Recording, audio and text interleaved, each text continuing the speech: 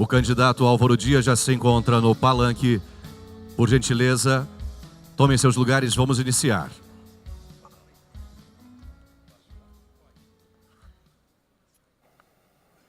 Bem-vindo, candidato Álvaro Dias. O senhor tem 25 minutos para as suas considerações iniciais.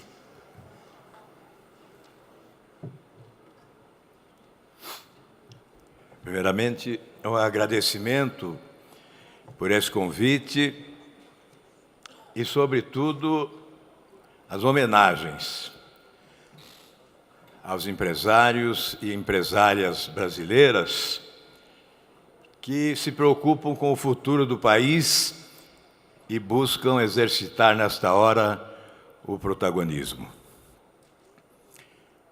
Nós estamos vivendo um momento crucial para o amanhã da nossa gente. Constantemente, as forças vivas da nacionalidade, nessa fase que antecede o processo eleitoral, se posiciona como espectadoras do movimento político. Posteriormente, a consequência. Nem sempre as alternativas são oferecidas à sociedade, porque nesta hora de exercer influência, os que poderiam influir se afastaram. Os precedentes, os antecedentes, recomendam que nesta hora as forças vivas da nacionalidade exerçam o protagonismo. As pessoas lúcidas, as pessoas conscientes, devem tentar influir sob pena de reeditarmos a tragédia que estamos vivendo hoje no nosso país. A nossa República nasceu com terrível defeito de origem. As instituições públicas distantes da sociedade. E o povo estarrecido contemplava, como se não fizesse parte do país. Chegamos ao conflito de Canudos, vítimas, crianças, jovens, idosos, e ali se celebrou o divórcio entre o Estado brasileiro e a sociedade. Nós estamos há quase 130 anos da República, um pouco mais de 120 anos de Canudos, e a república que temos ainda se parece com o império. A sensação que passa muitas vezes a maioria da população é que uma minoria assalta o poder, explora o esforço coletivo de trabalhadores, empresários, para preservar os seus privilégios e os seus elitismos. É por essa razão que eu venho pregando a refundação da República, que nasce sob a égide da lei, com o compromisso de todos respeitarmos a lei e sermos todos iguais perante a lei. A República se funda nessa ideia fundamental. Ou aceitamos essa ideia para dizermos que temos futuro, ou certamente estaremos alimentando a estagnação do momento que estamos vivendo. Quando chegarmos à refundação da República, aí sim poderemos olhar para nós mesmos, olhar para as nossas crenças, para as nossas instituições e para o futuro do nosso país. O que será a refundação da República? Eu olho à frente e vejo certamente centenas de empresários bem-sucedidos do nosso país. E pode se apresentar contraditório, mas eu creio que este é o ambiente para se falar em combater a pobreza. Não há um empresário que se conforme certamente com esse contraste gritante entre as belezas naturais que fascinam a humanidade, as potencialidades econômicas que encantam o mundo, e esse contraste gritante com a pobreza, com a miséria, com o infortúnio de milhões. 52 milhões abaixo da linha da pobreza. A pobreza não é só a falta do emprego, do salário, do dinheiro no bolso.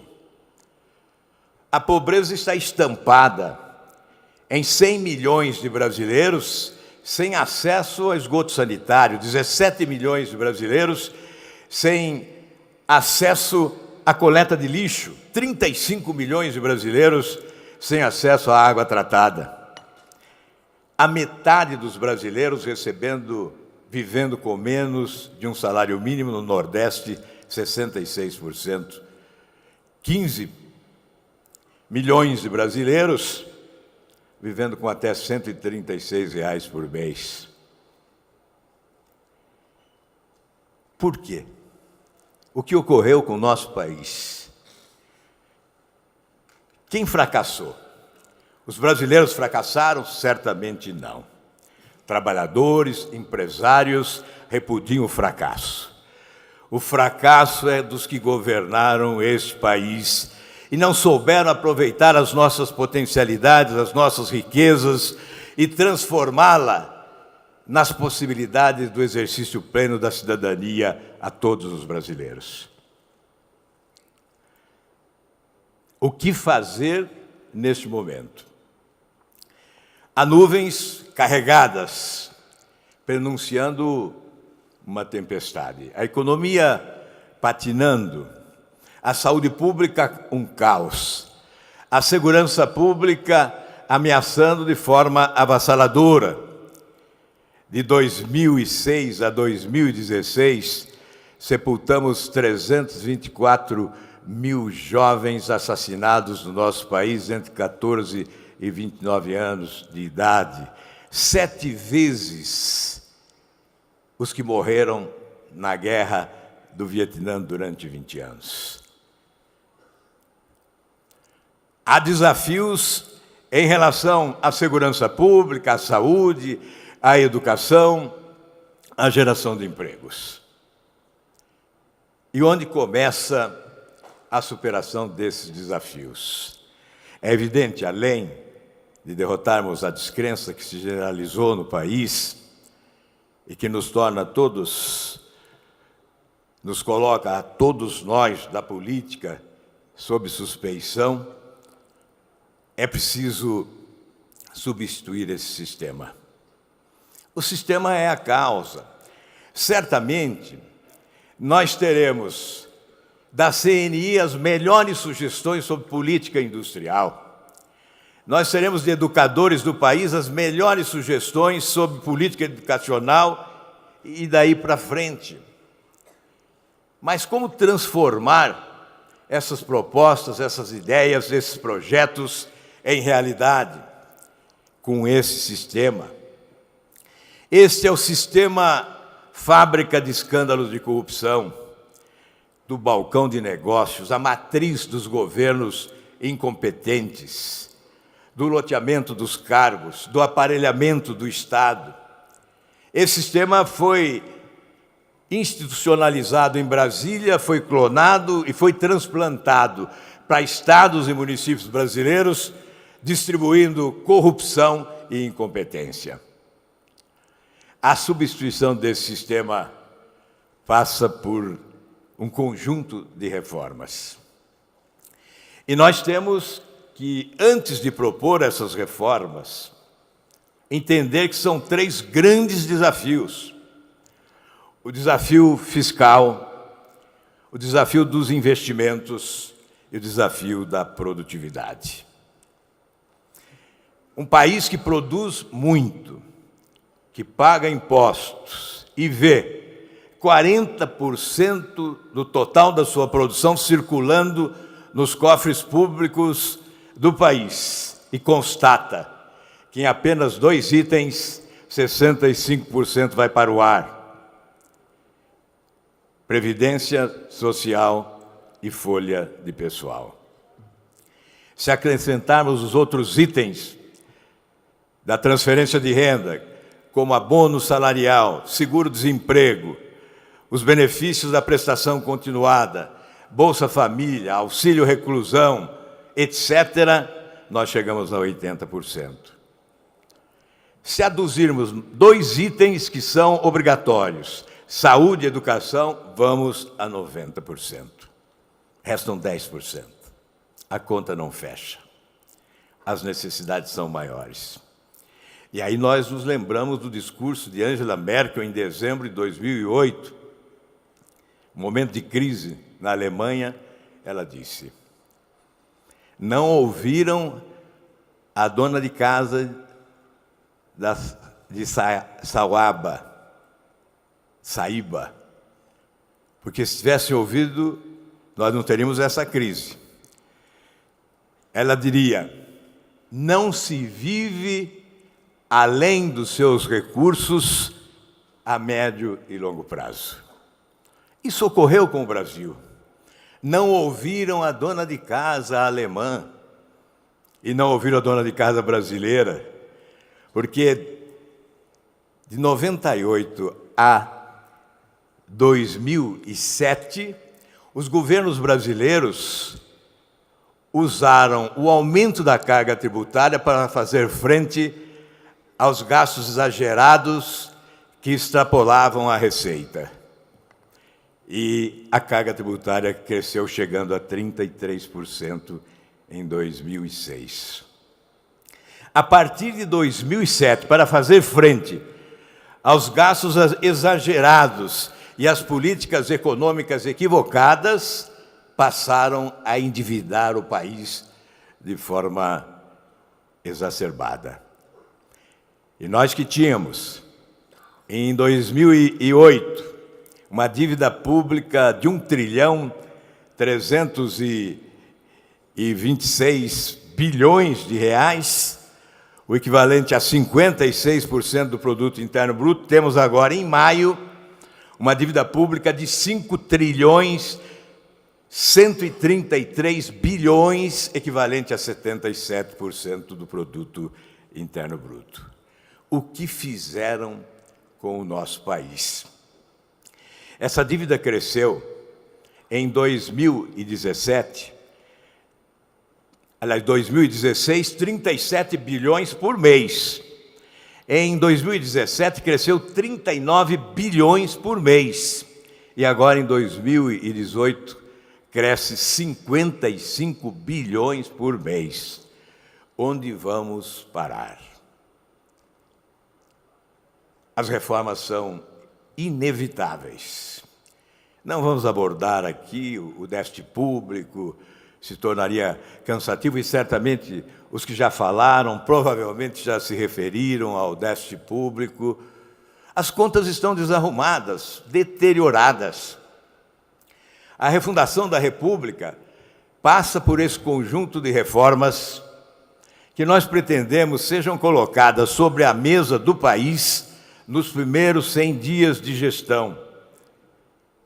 Reforma do Estado, a redução da máquina pública, que cresceu de forma assustadora, chegando a 39 ministérios, secretarias, diretorias, departamentos, coordenadorias, empresas estatais.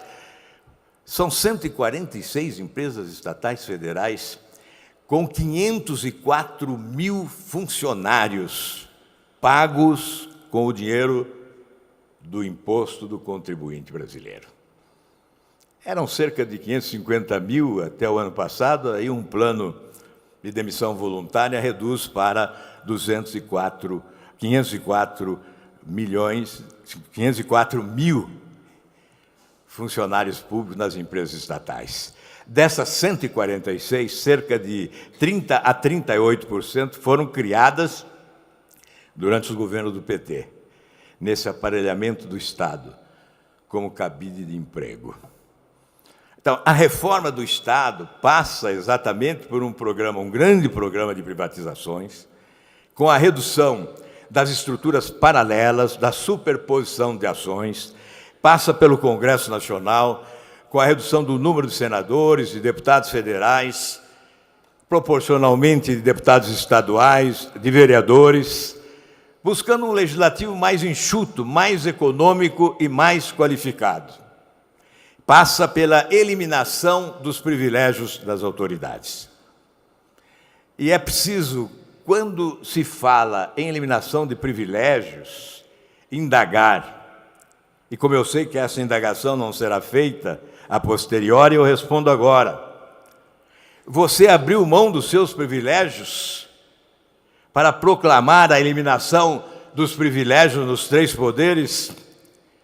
Eu abri mão dos meus privilégios, abri mão da aposentadoria de ex-governador, direito líquido e certo, durante 27 anos, isso somaria mais de 10 milhões de reais, abri mão do auxílio moradia como senador, R$ 5.500 por mês, abro mão da verba indenizatória de R$ 15 mil por mês, que é destinada ao pagamento das despesas do exercício de mandato.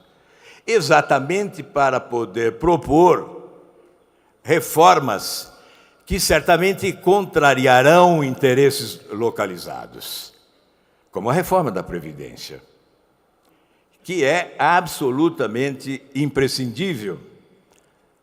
Obviamente, vamos contrariar interesses.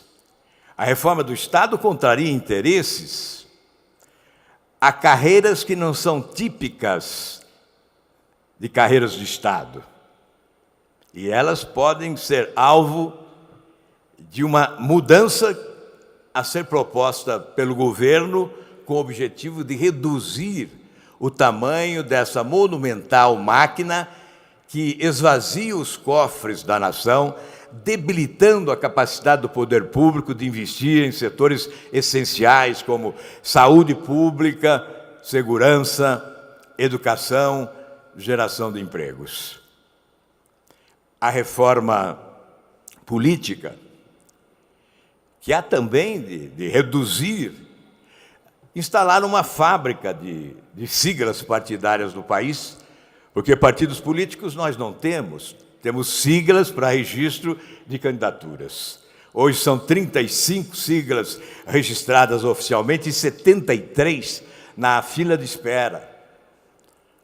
Uma reforma política que possibilite a construção de verdadeiros partidos, impondo normas rigorosas para que a representação tenha o suporte popular. Somente os partidos que alcançarem, a sugestão é 5% dos votos nacionais, distribuídos em pelo menos 9 estados do país, terão representação e, com isso, acesso a fundo partidário, ao tempo de rádio e televisão. Nós reduziremos certamente essa representação a 6 ou 7 partidos, com qualificação e economia. A reforma do sistema federativo e, sobretudo, a reforma tributária, como início de um processo de melhoria do ambiente de negócios, porque se o saneamento financeiro é uma prioridade indisfarçável e que exige celeridade porque é urgente, nós só obteremos sucesso no saneamento financeiro com a eliminação do déficit público se nós tivermos uma economia proporcionando um crescimento econômico sustentável. A reforma tributária vai simplificar o modelo, evidentemente vai reduzir o número de tributos, vai estabelecer regras de progressividade, sim.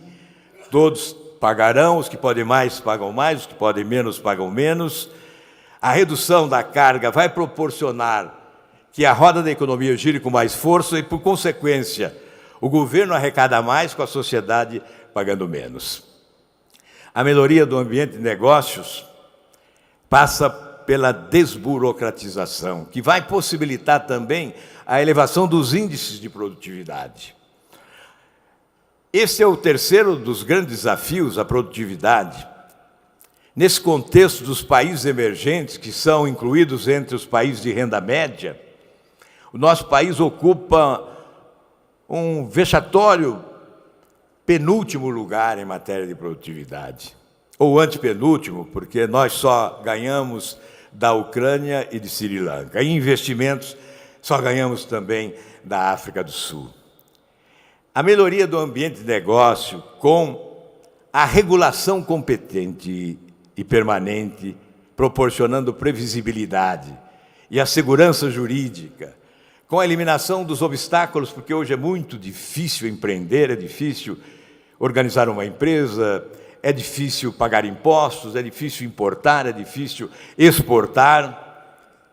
A legislação trabalhista, em que pese a reforma trabalhista já ter promovido avanços, hoje temos 45% de ações a menos na área trabalhista, mas temos que continuar avançando, valorizando o investimento, porque, como nós dissemos, a melhor forma de combater a pobreza é valorizar quem trabalha e quem produz, é, portanto, valorizar o empreendedorismo, e nós temos que alavancar os investimentos de forma mais significativa no país.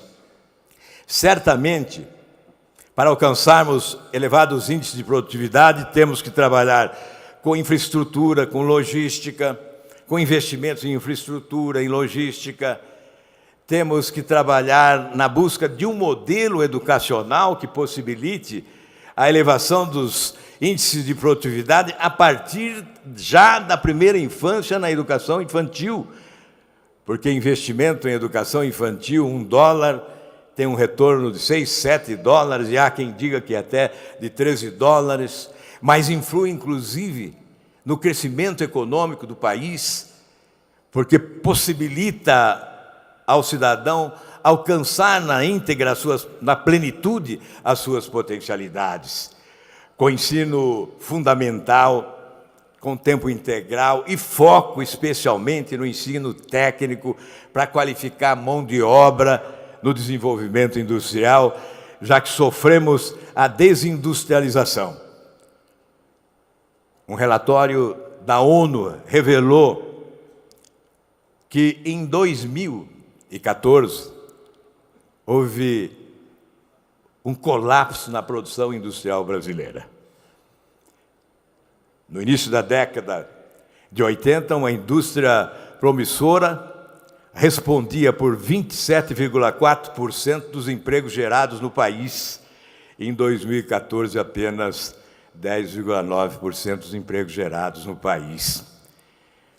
Na década de 80 ou da década de 70, 59% das exportações brasileiras tinham origem no setor industrial e 38% de commodities.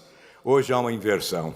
60% de commodities e apenas 38% da produção industrial nas nossas exportações, com reflexo na balança comercial, porque na década de 70 tínhamos um desempenho comercial superior à China, por exemplo, que hoje tem 13% do comércio internacional, e o Brasil fica com menos de 1%, caindo de 2011 de 1,41% para menos de 1% agora. Melhorar o ambiente de negócio significa também superar barreiras alfandegárias, não alfandegárias, estabelecer a abertura total e restrita, estabelecendo uma via de dupla mão, utilizando-nos desse patrimônio extraordinário que temos, não só o da preservação ambiental, mas o da produção agrícola, como moeda de troca para convencermos os países de primeiro mundo que é preciso olhar para o nosso país com outros olhos. E o nosso governo tem que mudar o seu viés de política diplomática. Nos últimos anos, voltou-se para ditaduras boquirrotas, algumas sanguinárias e corruptas da América Latina, esquecendo-se de voltar os seus olhos para os países avançados da Europa e da Ásia, sabendo-se que 51% da população do mundo vive hoje no sudeste da Ásia. Razões do atraso: 40 anos de atraso ou 20 anos de atraso? A verdade é que a nossa renda per capita não avança. Nós não conseguimos escapar da armadilha da renda média. Há 20 anos, ou há 60 anos, o Brasil tinha uma renda per capita equivalente a 15% da renda americana, enquanto, por exemplo, Coreia do Sul e Taiwan tinham uma renda per capita inferior à brasileira. Hoje nós temos uma renda per capita 25% à americana, enquanto Taiwan e Coreia do Sul têm uma renda per capita 60%, 70% da renda americana. Investimento, inovação, modernidade, tecnologia, ambiente propício aos negócios, combate à corrupção. O Brasil só voltará a ser considerado um país sério quando o presidente da República tiver a coragem de impor-se, restabelecendo a autoridade no país e combatendo verdadeiramente a corrupção, para que a atração de investimentos não seja esse absurdo de hoje, uma vez que grupos econômicos, conglomerados econômicos escolhem para os seus investimentos os países com os menores índices de corrupção e, lamentavelmente, o Brasil ocupa sempre um lugar de destaque no ranking dos países mais corruptos do mundo. Seu tempo esgotou. Pois não. Então eu vou concluir dizendo que essas reformas só serão concretizadas se todos nós entendermos que é possível transformar esse país numa nação. Isso Tiradentes já dizia há séculos, e nós somos obrigados a afirmar novamente. Eu não acredito que o Brasil vai alcançar os índices de crescimento econômico compatíveis com a sua grandeza se preservar esse sistema. Alguns barões da corrupção estão sendo presos, outros ainda serão. Mas se esse sistema prevalecer, ele continuará fabricando os barões da corrupção nesse país. E nós continuaremos a sofrer as consequências da incompetência e da desonestidade. Só um pacto nacional pela governabilidade possibilitará a promoção dessas reformas com a refundação da República.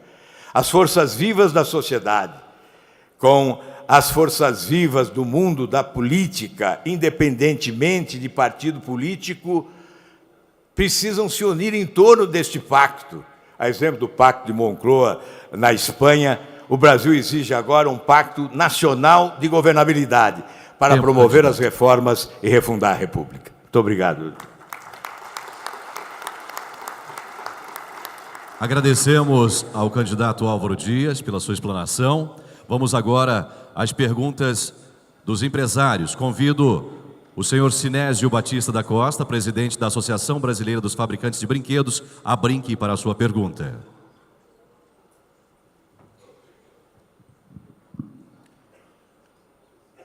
Boa tarde, governador Álvaro Dias, presidente Robson, meus colegas da indústria.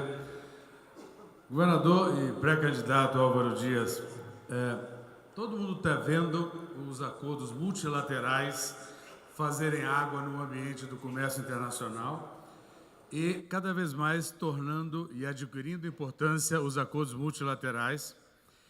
Só que para entrar num determinado país e vender qualquer produto, a gente tem que desalojar alguém que está lá há muito tempo ou então fazer um bom acordo. Essa é uma negociação que não é para amadores. Nós temos o MDIC, temos Itamaraty e temos um novo desafio que a gente vai ter que fazer bilaterais no amor ou na dor, porque a gente quer ou porque eles farão. O senhor, se eleito, como pretende tratar essa questão de abrir mercados com acordos multilaterais? Obrigado.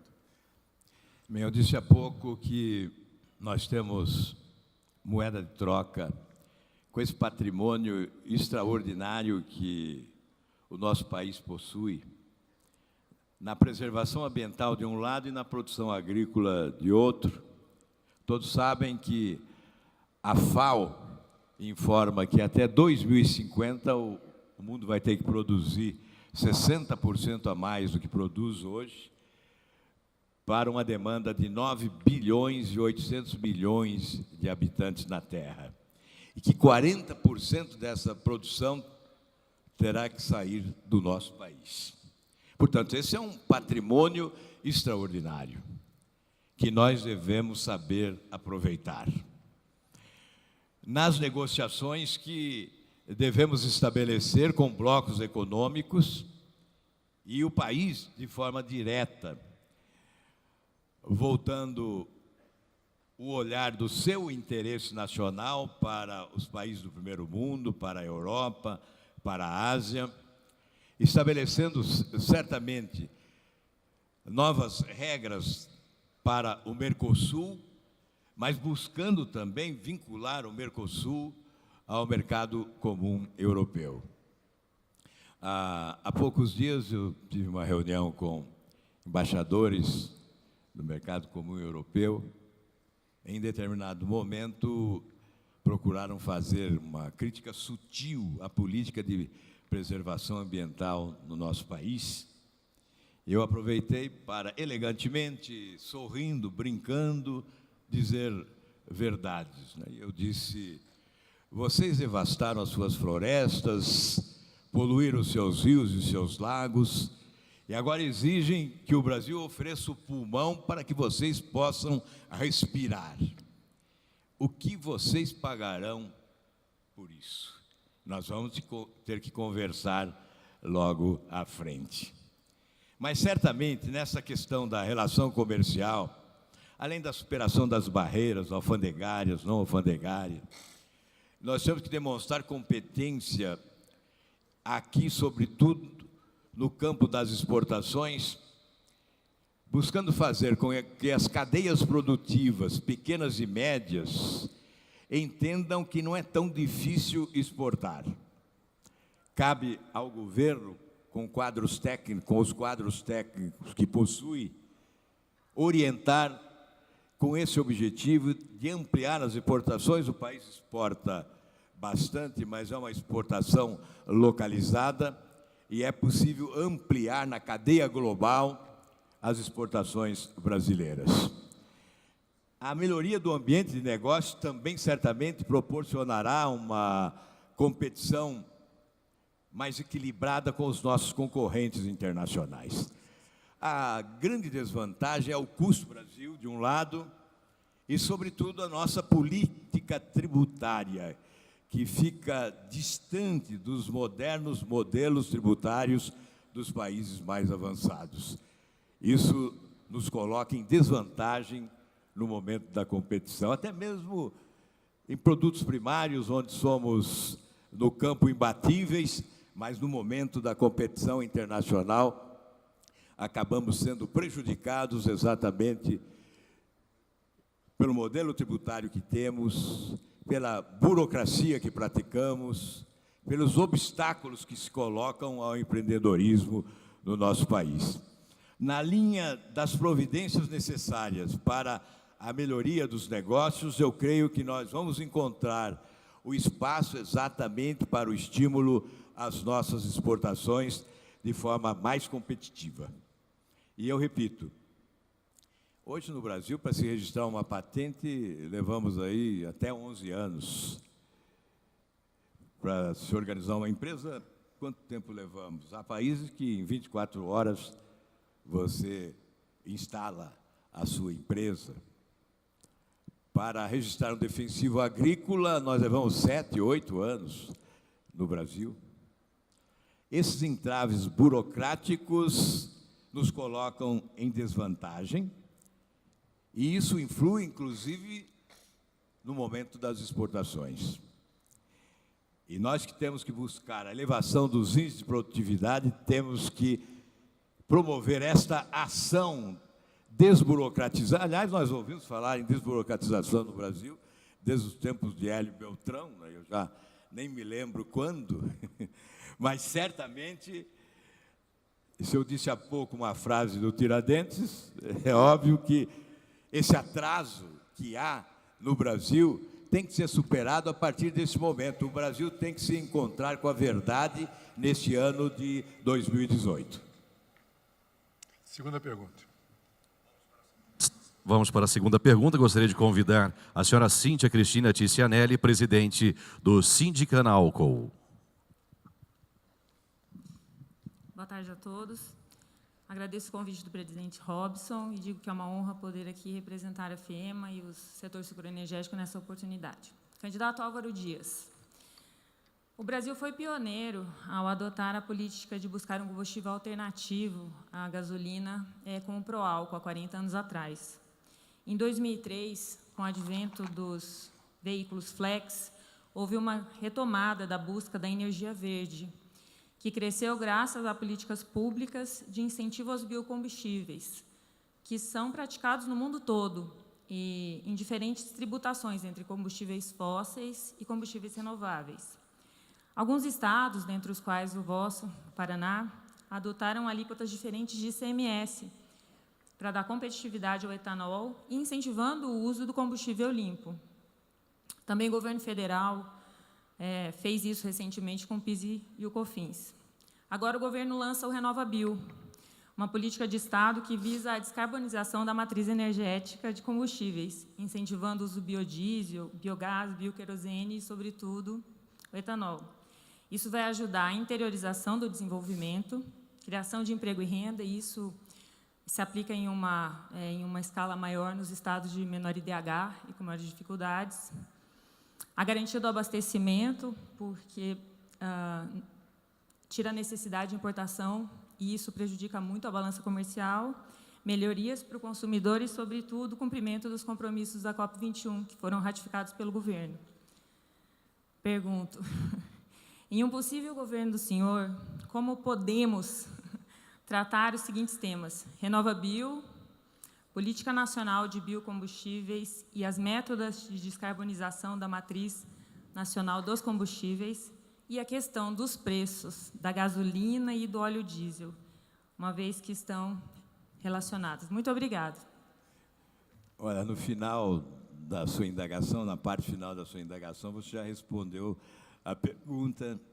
Eu acolho exatamente essas recomendações, né? Nós temos que estimular essas fontes de energia limpa e que barateiam, inclusive, o preço dos combustíveis.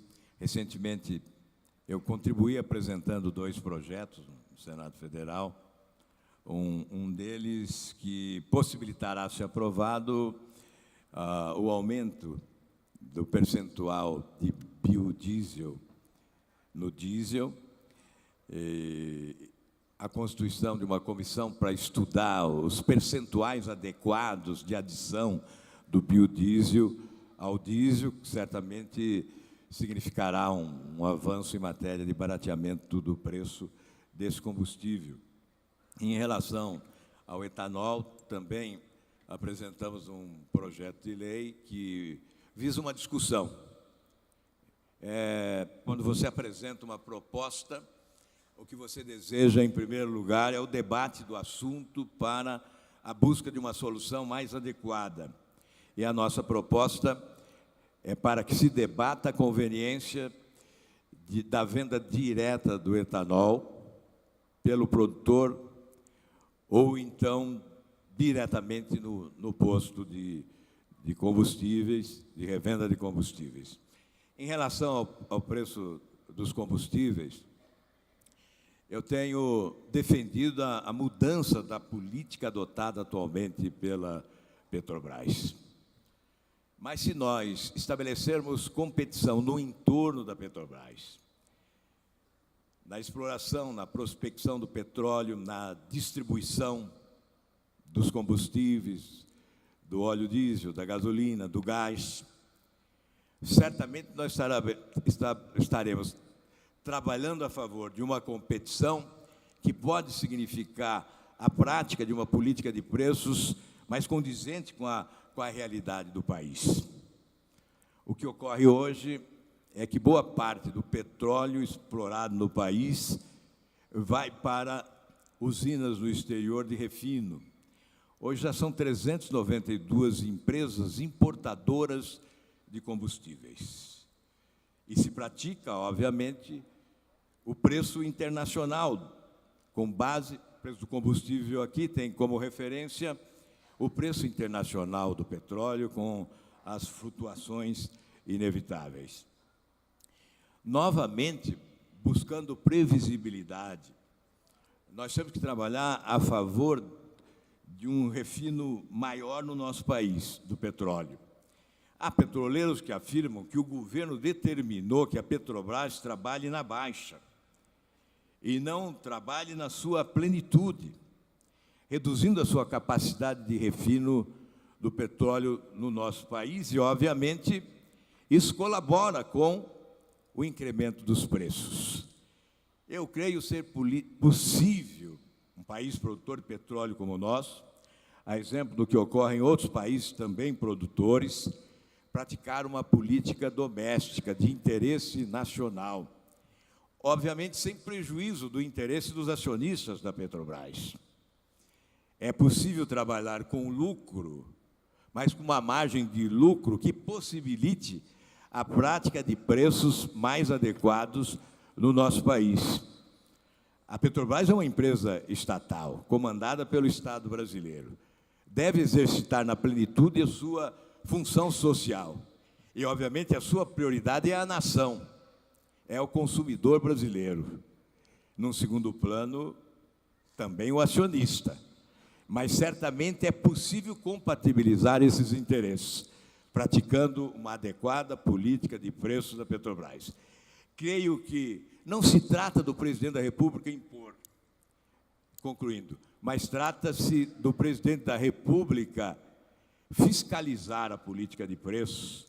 Eu revogaria o decreto atual que transfere competência ao presidente da Petrobras para promover reajustes quase diários no preço dos combustíveis e demandaria, sim, uma passagem pela presidência da República para a definição final dos preços dos combustíveis, porque o presidente da República tem o dever da visão global dos problemas do país. E deve estabelecer a compatibilização do interesse de uma empresa essencial para o Brasil, mas, acima de tudo, com os interesses do povo brasileiro. Muito obrigado ao candidato Álvaro Dias pela sua resposta. Agora teremos aquelas 3 opções que o público irá escolher. Farei a leitura. Opção A. Os insumos energéticos, gás e combustíveis são críticos para a competitividade da indústria.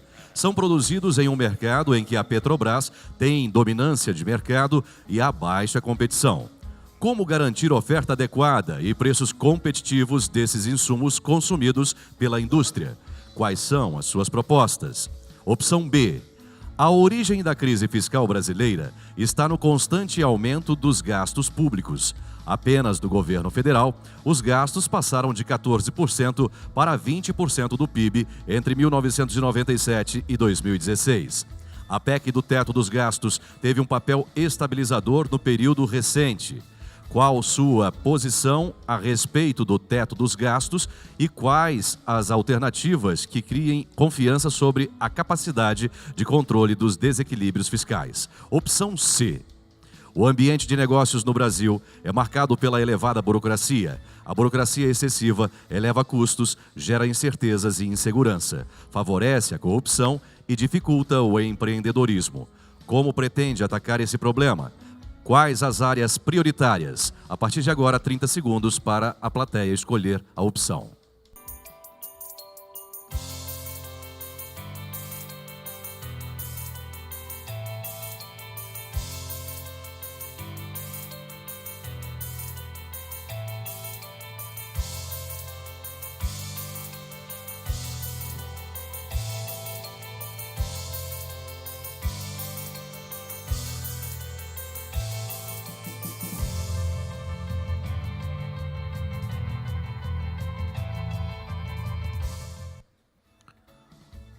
Vamos então à escolha da plateia, opção B.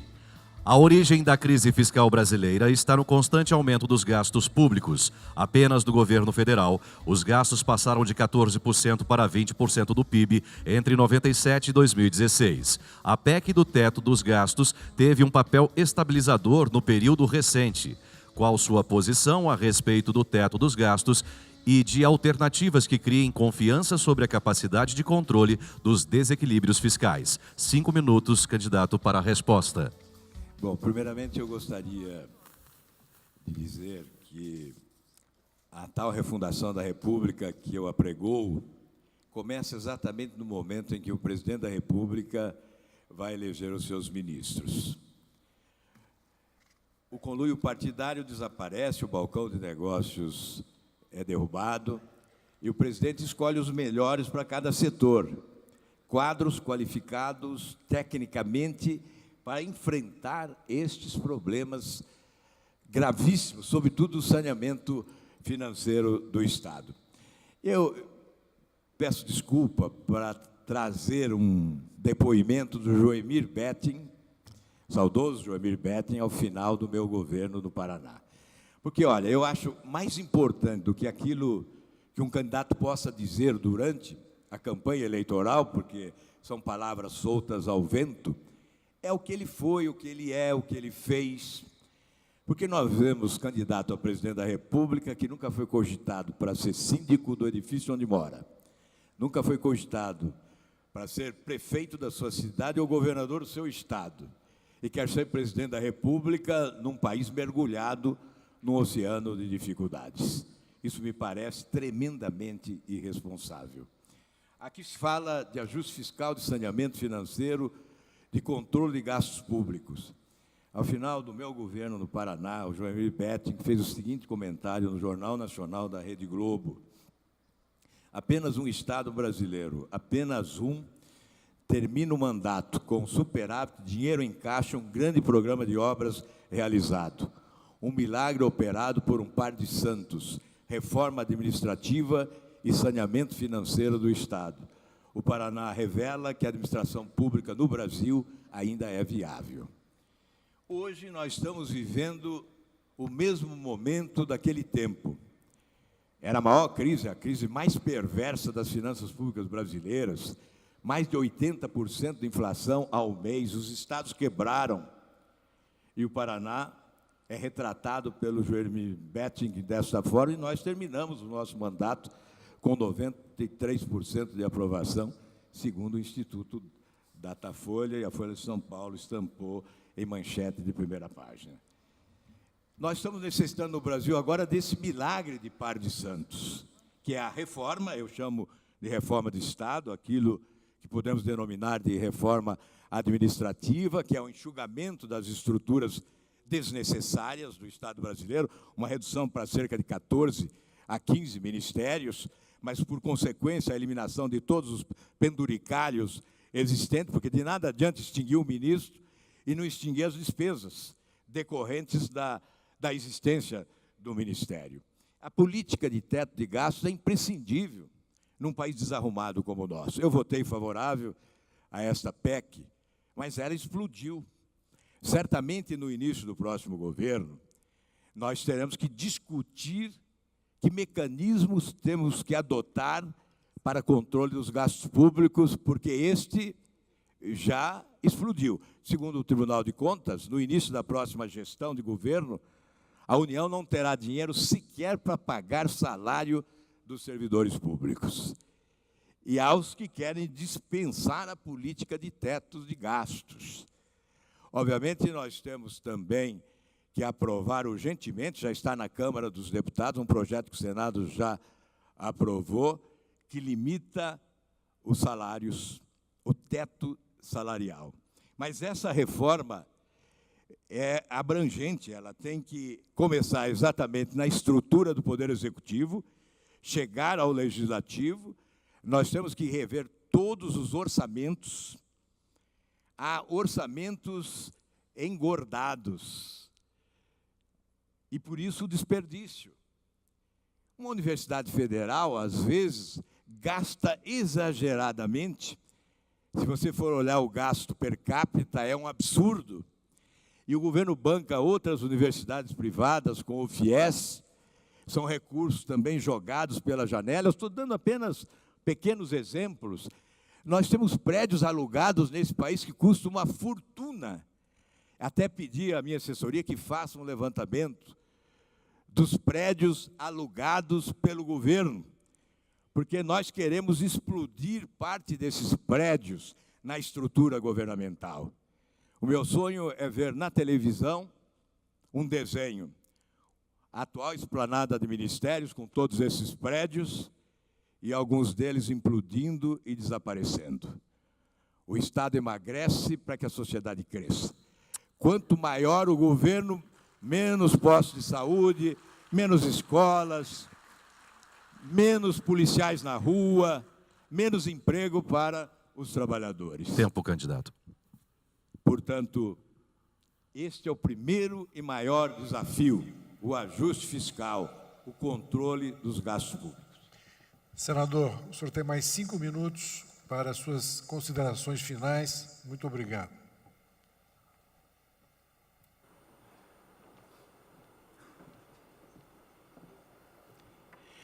Às vezes eu me pergunto o que eu estou fazendo aqui. Porque trata-se de buscar sofrimento. Nós temos que ter a exata noção da realidade que estamos vivendo nesse país. Os obstáculos são quase que intransponíveis. Eu disse há pouco que essa nação mergulhou num oceano de dificuldades.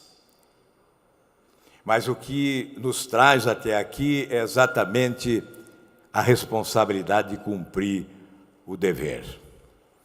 Confesso que encaro esse enfrentamento como uma missão, porque ao longo da minha trajetória política, já de 42 anos de mandato eletivo, honrado pelo povo do Paraná com votações sempre recordes, a exemplo da última, quase 80% dos votos do paranaense, nesse tempo de descrença generalizada, é o maior patrimônio que um político pode ter, é a confiança daqueles que o conhecem. É uma missão que me traz até aqui. Porque nesses quase 42 anos, eu fui quase sempre oposição, um contestador, um rebelde, insatisfeito com esse sistema.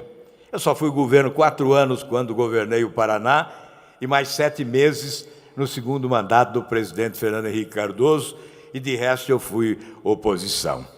Sempre inconformado, mudando de siglas para não mudar de lado, fugindo de um ambiente poluído muitas vezes, buscando um espaço mais oxigenado para exercitar a atividade política.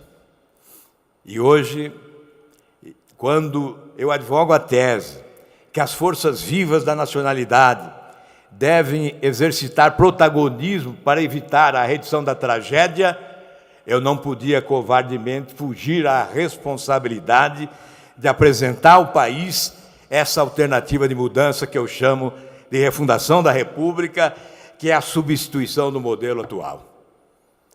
Eu posso afirmar, todos os outros candidatos se constituíram neste ou naquele momento, ou em todos os momentos, coadjuvantes do sistema que fracassou. Eu não fui coadjuvante desse sistema. Eu conheci esse monstro nas suas entranhas. E por isso, ao contrário do que alguns afirmam, eu tenho sim autoridade para propor a sua substituição.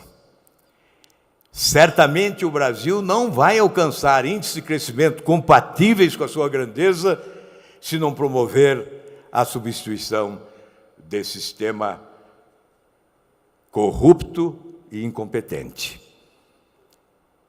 É preciso reconhecer que há um descrédito generalizado.